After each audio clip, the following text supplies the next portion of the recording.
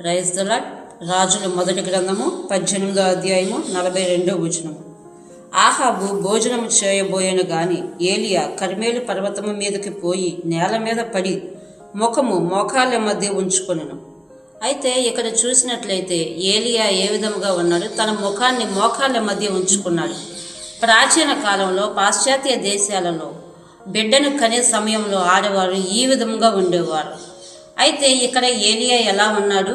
అయితే ప్రసవ వేదన పడుతున్న స్త్రీలాగా ప్రార్థన చేస్తున్నట్టుగా మనము చూస్తున్నాము.